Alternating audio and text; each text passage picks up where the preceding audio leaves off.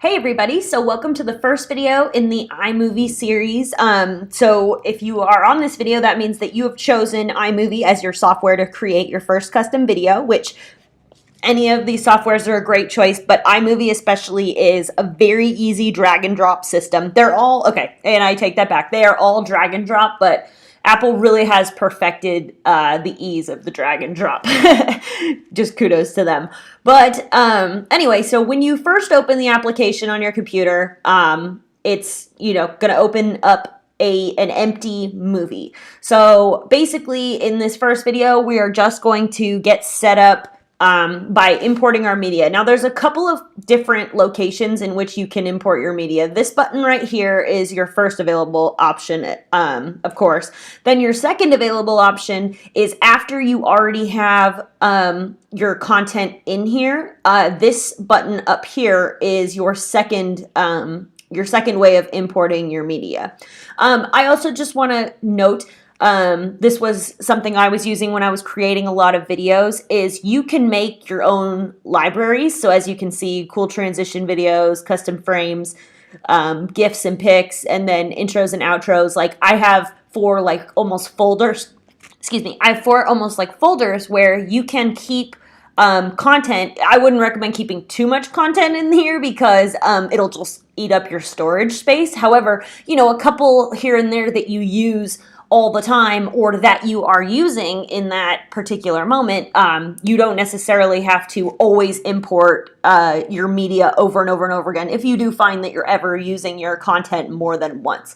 And so this is actually a really cool tool. Another part that's actually really awesome is so for me, I have all Apple, right? I have a Mac, I have the, an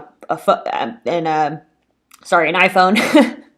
No, I'm clearly not as smart as my phone. So I have a Mac and an iPhone, and basically one of the cool parts of owning all Mac stuff is everything is interconnected, right? So the iPad and the MacBook are always talking, and the iPhone and the MacBook are always talking. And one of the things that you have access to through iMovie is all your photos. So that's actually something that's not even from my photos. Well, maybe it's actually in my photos, but these are actually a whole bunch of videos that I have on my phone. And so you don't actually have to waste any time, importing or exporting. It's already just right here.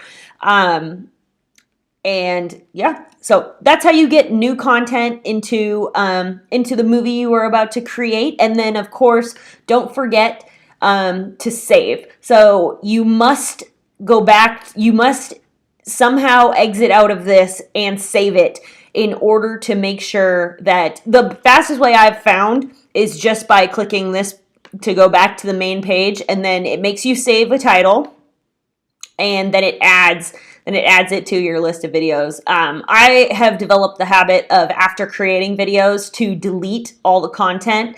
That's why you don't see a whole bunch of movies here. And one of the reasons is because it just takes up storage space. And after you've created the video, I've just found that I have no use after I've created a video and I'm happy with how the video turned out, I've not really found a use for keeping the original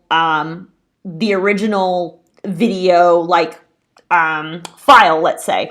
The other thing I will say about that is, if you're planning on, I'm making a lot of videos, and the amount of storage I'm talking about is for also very lengthy videos. So quite frankly, you might not come across this problem unless you're some sort of professional or you're making these videos pretty consistently.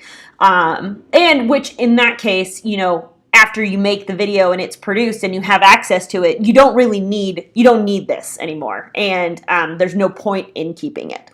And also, you still have all that video content. You still have your original video content. So if you ever wanted to use it again, you could literally just use it again.